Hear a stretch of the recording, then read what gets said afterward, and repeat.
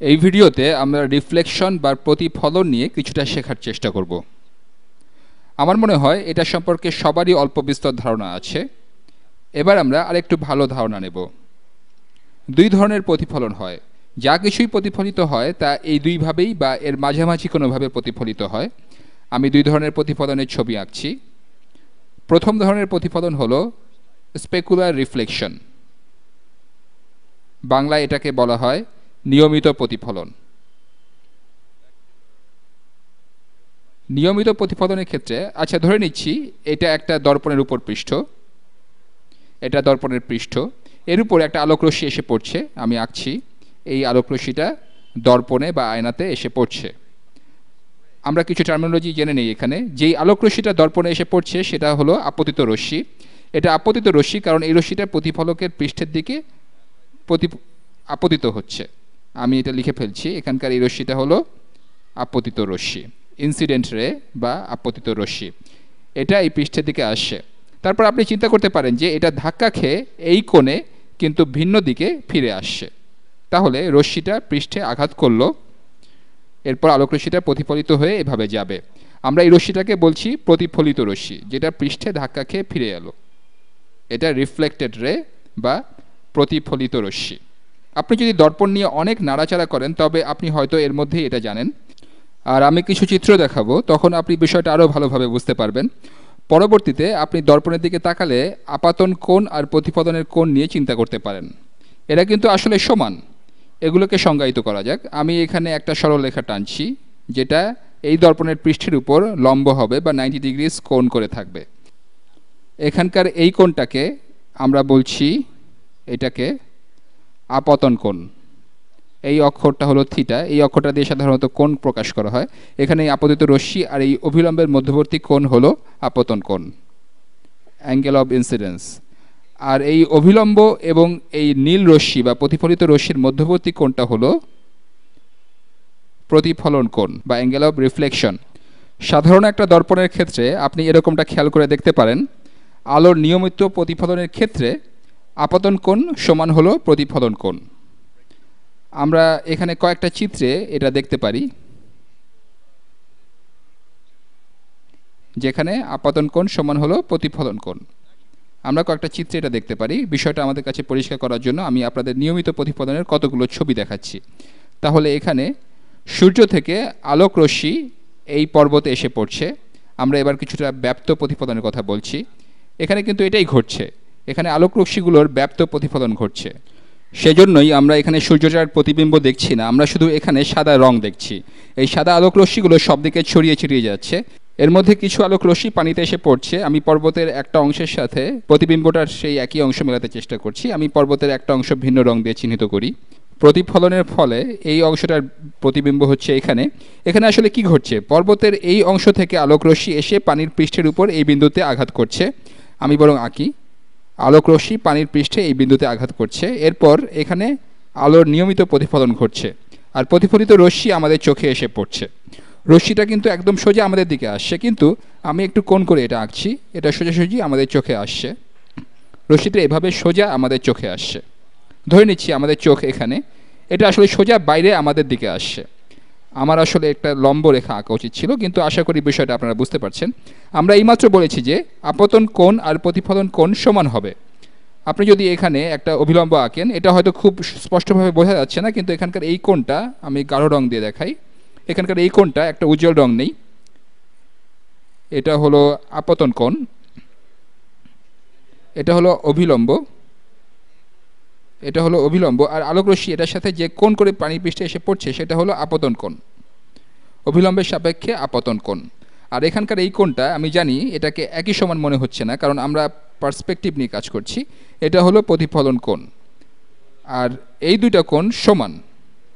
আপনি এরকম আরেকটা ব্যাপার চিন্তা করতে পারেন, অনেক সময় এটা করাই আমার কাছে সহজ মনে হয়। যদি এই দুইটা কোণ সমান হয়, এই আপতন কোণ আর এই প্রতিফলন কোণ, তাহলে অবশ্যই এখানকার এই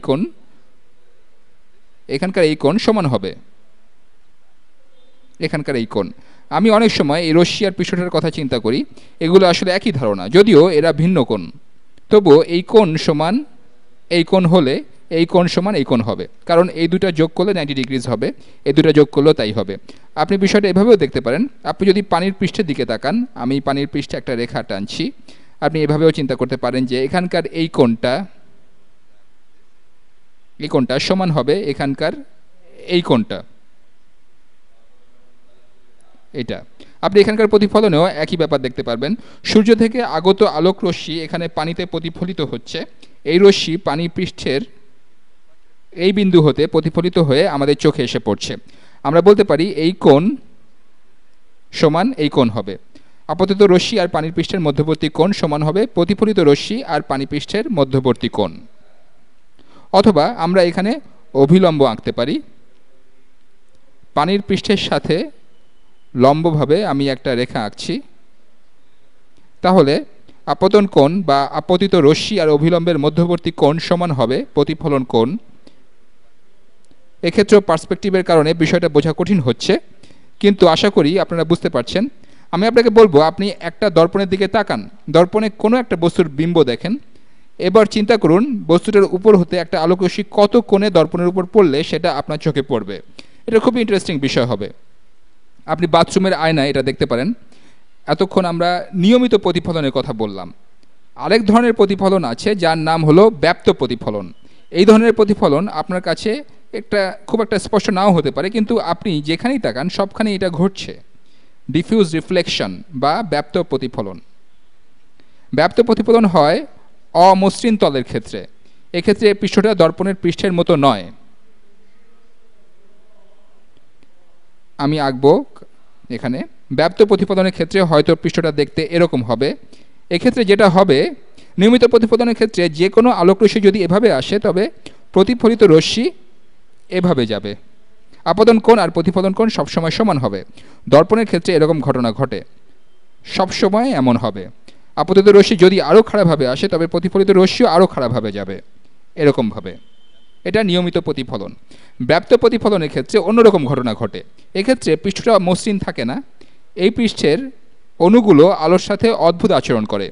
আলোকরশ্মি যদি এভাবে এসে এই বিন্দুতে পড়ে তবে এখানে হয়তো আলোকরশ্মি এই দিকে প্রতিফলিত হবে।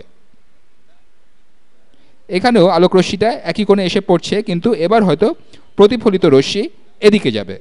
আবার আপতিত রশ্মি একই কোণে যদি এখানে পড়ে তবে প্রতিফলিত রশ্মি হয়তো এদিকে যাবে। আশা করি আপনারা একটা সাধারণ ধারণা পাচ্ছেন। আপতিত রশ্মি এখানে পড়লে প্রতিফলিত রশ্মি এদিকে যাবে। আলোকরশ্মি এবার একই কোণে এখানে আপতিত হলে প্রতিফলিত রশ্মি এদিকে যেতে পারে। তাহলে ব্যাপ্ত প্রতিফলনের ক্ষেত্রে সাধারণ ধারণাটা হলো প্রতিফলিত রশ্মি এক্ষেত্রে উল্টাপাল্টা আচরণ করে। এই রশ্মিগুলো যেদিক সেদিক যায়, সব রশ্মি মিলেমিশে যায়। এক্ষেত্রে প্রতিবিম্ব গঠিত হয় না। একটু চিন্তা করুন, এখানে যদি একটা সূর্যের প্রতিবিম্ব থাকতো, আমি নির্দিষ্ট করে আঁকছি না, ধরে নিচ্ছি এখানকার এই রশ্মিগুলো সরাসরি সূর্য থেকে আসছে, তাহলে যখন এরা প্রতিফলিত হবে তখন প্রতিবিম্বটা সংরক্ষিত থাকবে, আপনি সূর্যের একটা প্রতিফলিত প্রতিবিম্ব পাবেন। কিন্তু এক্ষেত্রে সব আলোক রশ্মিগুলোই সূর্য থেকে আসছে, কিন্তু প্রতিফলিত রশ্মিগুলো একই দিকে যাচ্ছে না, এগুলো সূর্যের এক একটা অংশ বিশেষ হবে। এটা খুবই ক্ষুদ্র লেভেলে ঘটছে, এখানে আলোক রশ্মিগুলো বিক্ষিপ্ত হয়ে যাচ্ছে, তাই আসল বিম্বের সব তথ্যগুলো হারিয়ে যাচ্ছে। আপনি যদি চিন্তা করেন যে ব্যাপ্ত প্রতিফলন কোথায় হচ্ছে, তবে আপনার ঘরটার দিকে তাকান, দর্পণ বাদে সবখানেই ব্যাপ্ত প্রতিফলন হচ্ছে, আলোর ব্যাপ্ত প্রতিফলন হচ্ছে। আপনি এখানে দেখুন, এই পর্বতে ব্যাপ্ত প্রতিফলন হচ্ছে, সূর্য থেকে আলোক রশ্মি আসছে, এই আলোক রশ্মিগুলো পর্বতে পড়ছে, কিন্তু আলোক রশ্মিগুলো বিভিন্ন দিকে প্রতিফলিত হচ্ছে। এই রশ্মিগুলো বিভিন্ন দিকে যাওয়ায় আপনি এখানে আকাশের প্রতিফলন দেখছেন না, কিন্তু পানিতে নিয়মিত প্রতিফলন হচ্ছে। পানির পৃষ্ঠ এতটাই মসৃণ যে আপতন কোণ আর প্রতিফলন কোণ সমান হবে, সবসময়ই এমন হবে, কারণ পানির পৃষ্ঠ মসৃণ। এই গাছগুলোর ক্ষেত্রে ব্যাপ্ত প্রতিফলন হচ্ছে। এক্ষেত্রে একটা বিষয় পরিষ্কার করা দরকার, এখানে পর্বতটা সাদা লাগছে, সাদা হলো আলোর পুরো বর্ণালী। এটা নিয়ে ভবিষ্যতে আমি আরও ভিডিও বানাবো। এখানে পুরো বর্ণালীটাই প্রতিফলিত হচ্ছে, কিন্তু সবগুলো মিলেমিশে যাচ্ছে, তাই আপনি আসলে কোনো কিছুর প্রতিফলন দেখছেন না। কিন্তু আপনি যদি গাছগুলোর দিকে দেখেন, এখানে সূর্য থেকে পুরো বর্ণালীটাই গাছগুলোর উপর পড়ছে। আপনি সালোক সংশ্লেষণের ভিডিওটা দেখতে পারেন, গাছগুলো সবুজ বাদ দিয়ে আলোর বাকি সব কম্পাঙ্ক শোষণ করে নেয়, তাই গাছগুলো শুধুমাত্র সবুজ রঙের আলোক রশ্মি আমাদের দিকে প্রতিফলিত করে। গাছগুলো শুধুমাত্র সবুজ রং প্রতিফলিত করে আর বাকিগুলো রং শুষে নেয়। এখানে ব্যাপ্ত প্রতিফলনের মাধ্যমে এরকমটা ঘটে। আমরা প্রকৃতপক্ষে এই গাছগুলোর উপর কোনো কিছুর প্রতিফলন দেখি না, এ কারণেই আমরা দেখি না। আর আমি আপনাদেরকে এখন একটা চমৎকার জিনিস দেখাবো, সেটা হবে অনেকটা বিলিয়ার্ড খেলার মতো। এক্ষেত্রে আসলে দুইবার প্রতিফলন ঘটে, সেজন্যই এখানে এই বিম্বটা তৈরি হয়। সূর্যটা পানির উপর এখানে প্রতিফলিত হচ্ছে, এটা সরাসরি সূর্যের প্রতিফলন, আর এটা হলো পানির উপর প্রতিফলিত সূর্যের প্রতিফলন। তাহলে এখানে সূর্য থেকে আলো এসে এখানে পানির উপর এই বিন্দুতে প্রতিফলন তৈরি করছে, তারপর আলোকরশ্মি প্যাডেলের উপর এই বিন্দুতে পড়ছে, প্যাডেলের উপর পড়ার পর রশ্মিটা আমাদের চোখে আসছে। এক্ষেত্রেও আপতন কোণ সবসময় প্রতিফলন কোণের সমান হবে, যদিও প্যাডেলটার এখানে একটু মোচড় আছে বলে মনে হচ্ছে, অর্থাৎ প্যাডেলের পৃষ্ঠটা পুরো মসৃণ নয়। এটা নিয়ে ম্যাথ করাটা একটু কঠিন হবে, কিন্তু যে কোনো প্রতিফলক দেখলেই যদি তার উপর পতিত আলোকরশ্মির কোণগুলো নিয়ে আপনি চিন্তা করেন তাহলে আপনি বেশ মজা পাবেন।